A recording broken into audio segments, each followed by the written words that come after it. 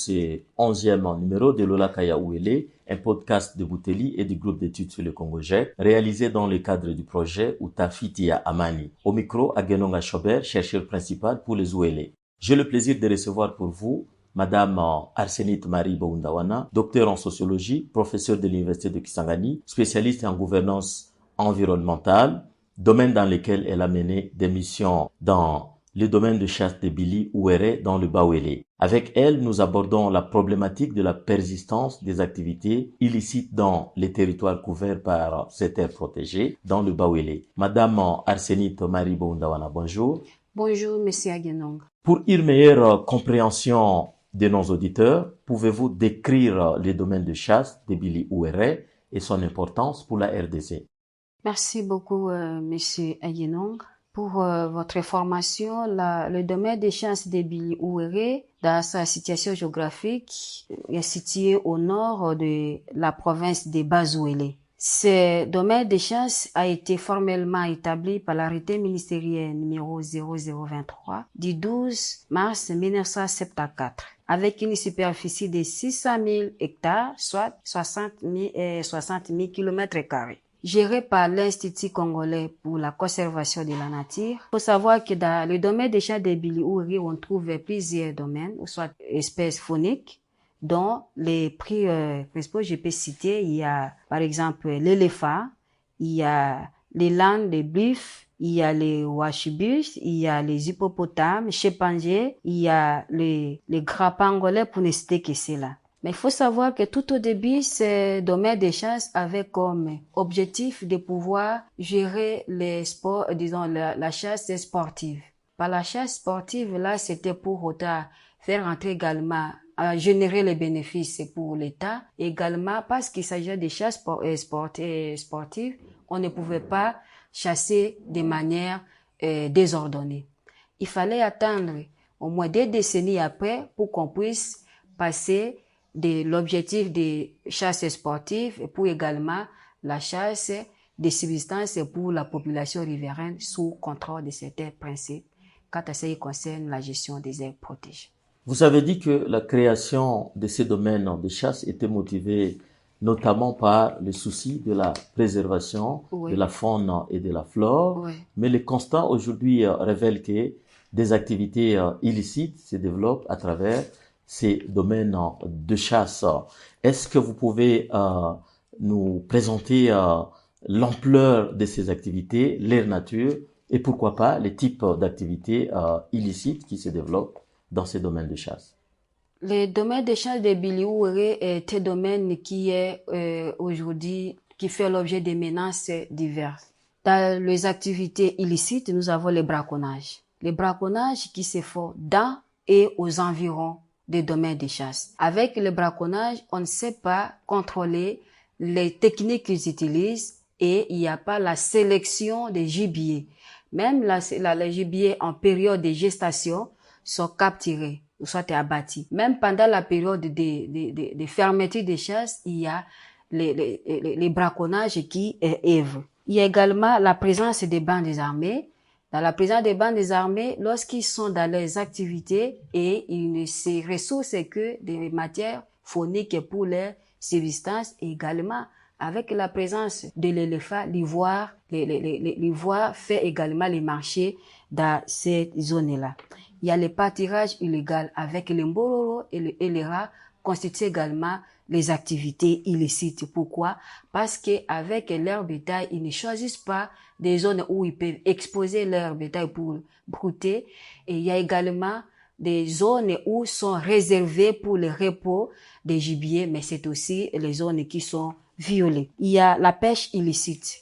Pêche illicite dans les zones, il y a aussi l'utilisation de produits toxiques. Lorsqu'on utilise le produit toxique, vous savez très bien que les animaux aussi, c'est ressources de l'eau. Alors lorsqu'ils boivent cette eau déjà empoisonnée, ça crée également des menaces et des pertes des gibiers. Nous avons l'exploitation forestière. Nous ne sommes pas dans une zone désertique, nous sommes dans une zone forestique. Et on sait que les types de gibiers qu'on trouve dans les domaines des champs de Bili Ouéré doivent bien vivre lorsqu'il y a la forêt. Mais avec l'exploitation maintenant forestière, dans les sens d'exploitation des bois, dans les sens de l'agriculture itinérante et surbrûlée, qui fait des vagabondages chaque année, qui saccage la forêt, et ce sont des activités ici parce que ça fait éloigner les gibiers. D'autres également, il y a d'autres humides qui sont détruits où on peut trouver que de tels types d'espèces animales qui peuvent vivre tellement dans telle nature de forêt. Lorsque on exploite, soit on coupe les arbres, soit on défricha, et également il s'agit des activités déjà illicites parce que ça menace la conservation, soit la présence des gibiers. L'exploitation minière. Comme vous le savez, dans l'exploitation minière, on amène même des engins, même si c'est à grande partie l'exploitation artisanale. Mais avec le bruit et avec le foncier qu'on utilise là, et ça également, ça détruit les biotopes des gibiers. Et voilà ce que je peux citer comme les activités illicites qui sont observées dans le domaine des chasses des biliouris. Quelles sont les causes de la persistance des activités illicites dans ces domaines de chasse? La persistance des activités illicites dans le domaine des chasses et des biliouris, il faut savoir d'abord qu'il y a aussi ce qu'on appelle la vulnérabilité de la population. La vulnérabilité de la population est la population qui est attachée à sa culture, la population qui est attachée à l'activité de la chasse, qui considère non seulement comme l'activité pour la survie, mais aussi l'activité de subsistance. Et du jour au jour, la forêt constitue les marchés, la forêt constitue la pharmacie, la forêt constitue tout ce que vous savez, le lieu de récréation, le lieu de reconstruction sociale et culturelle. Et lorsqu'on parle de réserve, il y a des zones qu'on peut refuser, qu'on ne peut pas arriver n'importe comment.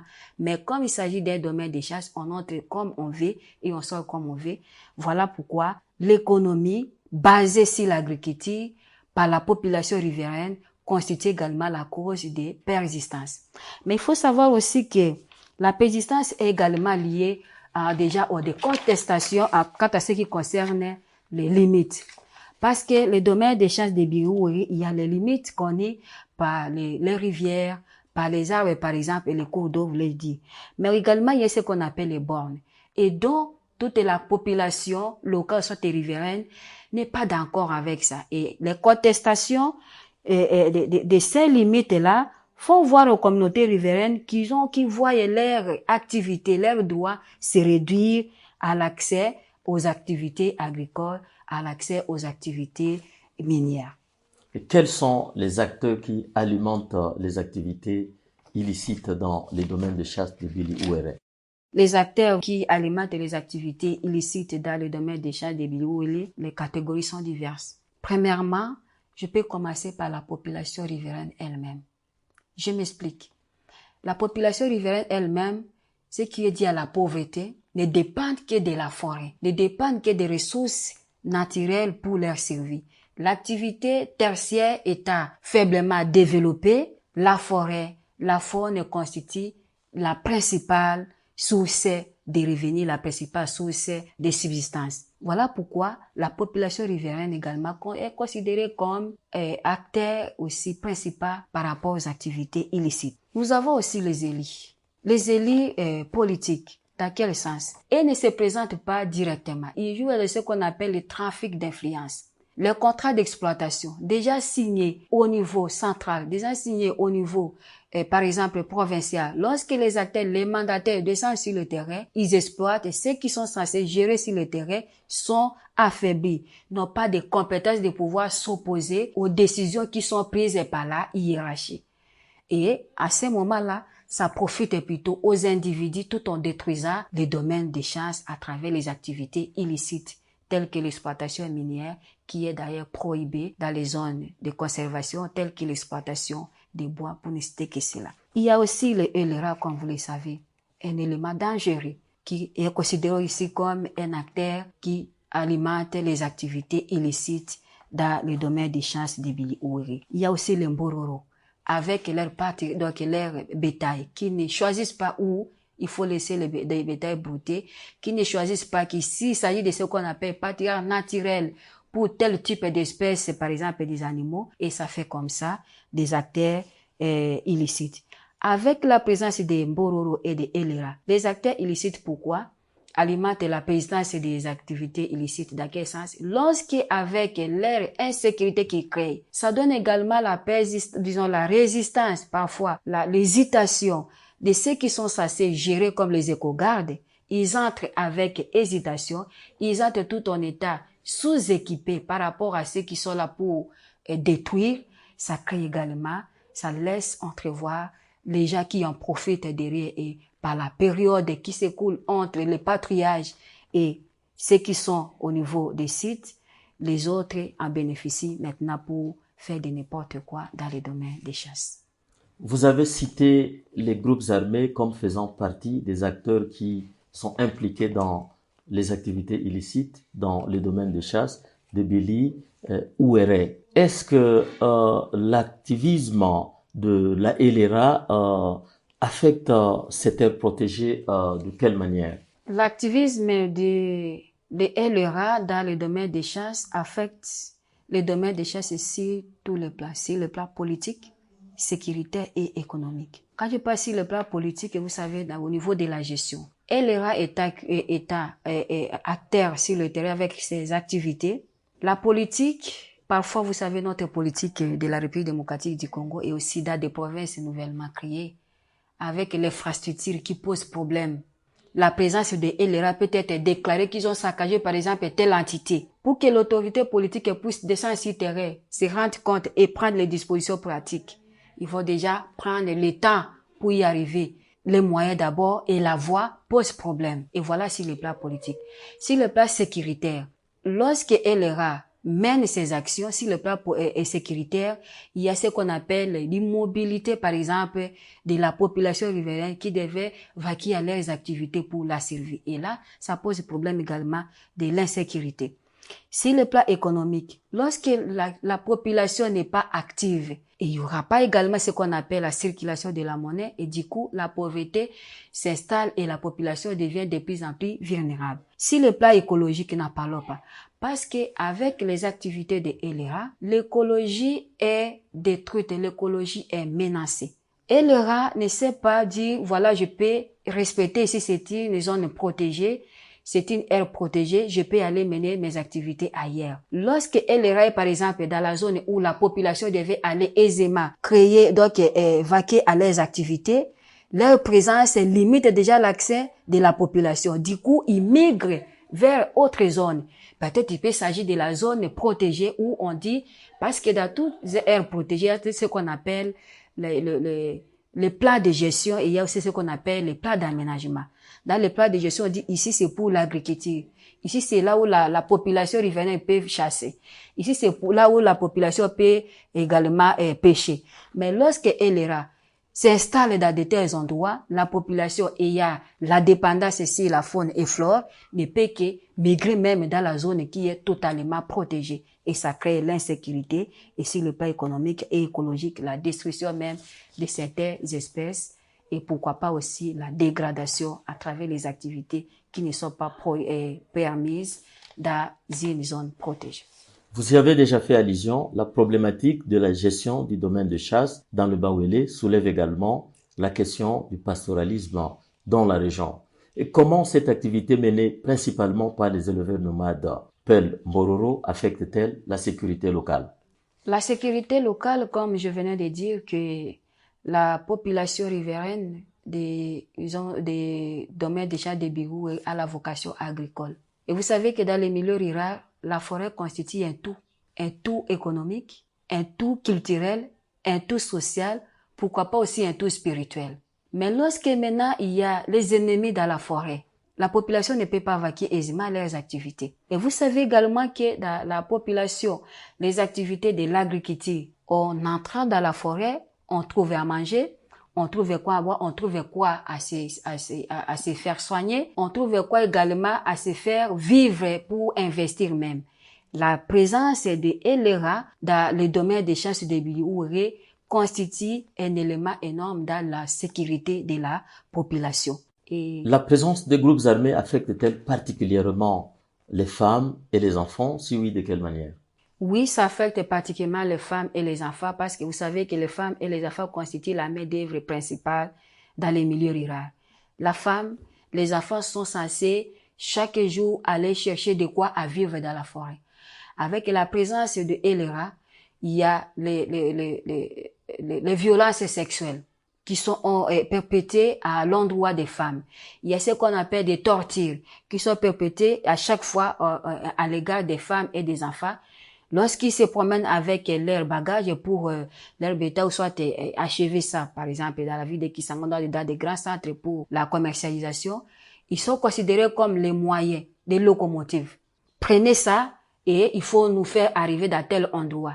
Et là, maintenant, ils désorientent l'objectif même de la femme, de l'enfant qui était allé juste au champ pour prélever et rentrer à la maison pour la servir. Et de là, par résistance, il y a ce qu'on appelle les viols. Et comme aussi leur déplacement n'est pas du tout annoncé, ils viennent sporadiquement et ça donne également à la population ce qu'on appelle l'hésitation de pouvoir s'engager dans les activités. Or, la population active constituée la grande partie des femmes et des enfants qui sont au foulé au moulin.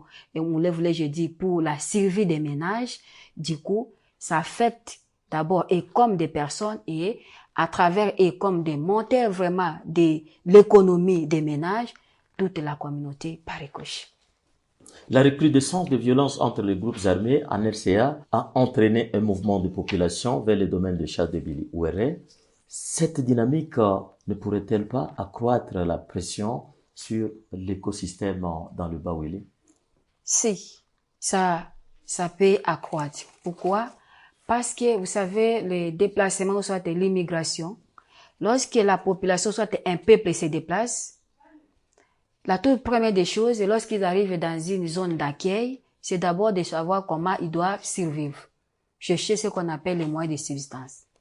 Or, dans le domaine des chasses de Biliouélé, il y a toute ce qu'on appelle une coutume pour la gestion locale des forêts, la coutume pour la gestion locale des faunes. Et les représentations que les immigrés là ont vis-à-vis de la forêt, vis-à-vis de la faune, ne partagent pas les mêmes représentations par rapport aux autochtones. Et dès qu'ils arrivent, ils ne savent pas demander où il faut cultiver, où il faut par exemple pêcher, et est-ce qu'il y a par exemple l'animal totem qu'on ne peut pas abattre. Or, dans des communautés locales, dans la population riveraine, on sait que la protection, le totémisme constitue également une opportunité pour la conservation. Quand on n'abat pas, on ne mange pas tel gibier, c'est une façon de le protéger, de le conserver. Ça fait partie également des stratégies. Or, ceux qui arrivent là ne partagent pas la même représentation, peuvent en faire. Voilà également un danger. Également, des zones telles que réservées, dans ce qu'on a, des embouchures, par exemple, des cours d'eau, sont prohibés de pouvoir exploiter. Ça, ce sont des révélations qui nous ont été faites lors d'une étude la gestion durable des ressources naturelles dans le domaine des chances de Biliou et les environs en 2021. Il nous a été révélé qu'au niveau, par exemple, des embouchures, on ne peut pas exploiter. Pourquoi? Parce que c'est là où les animaux, par exemple, se regroupent, se reposent. Et ça consiste également zone humide pour pouvoir rayonner une bonne aire pour la forêt, pourquoi pas aussi des manières de représentation de la croyance, et c'est là où restent également les aïeux pour la protection. Mais les autres qui arrivent ne savent pas ça. Et ils vont du coup voir si c'est la forêt et exploiter. Voilà plusieurs manières économiques, culturelles et sociales, sécuritaires même, ils constituent un danger pour les domaines des chasses. Est-ce qu'on peut dire en quelque sorte que la présence des réfugiés centrafricains pourrait accroître la pression sur l'écosystème à cause de la faible prise en charge de ces réfugiés par le Haut Commissariat des Nations Unies pour les réfugiés? Je peux dire oui. Pourquoi? Parce que déjà la population elle-même riveraine constitue déjà une pression anthropique sur la faune. Et dès qu'également arrive la surpopulation qui va également demander en sorte que la ressource soit disputée par la population, également ça coïncide. Même si la prise en charge des Nations Unies est là, même si c'est efficace, mais la permanence pose problème. Et lorsque la permanence de cette prise en charge pose problème, la pression ne peut que se faire si la faune et la flore pour leur servir. Au regard du diagnostic que vous venez d'établir, que préconisez-vous pour prévenir ou pour faire face aux activités illicites, principalement l'activisme des groupes armés dans la région? On peut proposer plusieurs astuces, mais ce que je peux retenir comme prioritaire, premièrement d'abord, l'État doit garantir la sécurité de l'étendue nationale. Par là de ça, l'État doit lutter contre les transigences des frontières. Il faut renforcer, équiper les éléments qui se trouvent dans les frontières pour qu'ils soient à mesure de pouvoir se défendre et défendre les tangibilités des territoires nationaux. Et surtout, à la frontière, là où se trouvent les domaines des chances qui constituent également une richesse. Il faut privilégier ce qu'on appelle la gestion participative pour garantir la conservation durable. La conservation est faite par l'homme et ça doit être au profit également de l'homme. La communauté locale, la population riveraine doit se sentir considérée et engager responsabilité. Pour ne pas, si on ne les considère pas, on ne les associe pas dans la gestion, ils risquent de se considérer comme étant les mercenaires. Étant mercenaires, ils vont exploiter de manière illicite, de manière non rationnelle pour se satisfaire en disant même si nous ne le faisons pas, ça ne nous appartient pas, je dois faire pour vivre. Ça pour autant tenir compte de la génération future et de la pérennisation, de la conservation de ces richesses-là. Il faut également promouvoir les activités alternatives. Pourquoi? Parce que il est constaté que la population riveraine a la dépendance, si je peux dire, en 90% c'est la faune et la flore. Avec les activités primaires de l'agriculture itinérante et sur brûlis, ça détruit également l'environnement, ça détruit les écosystèmes et par ricochet, ça a un impact négatif sur la conservation de la faune. Donc, par exemple, il faut passer par d'autres activités tertiaires pour pouvoir également diminuer la pression de la population sur la faune, à travers, par exemple, d'autres métiers, à travers, par exemple, les coopératives, à travers, par exemple, l'élevage. Voilà, dans un peu de mots, si je peux dire, comme des activités, les pistes de solutions et renforcer les compétences de ceux qui sont censés gérer.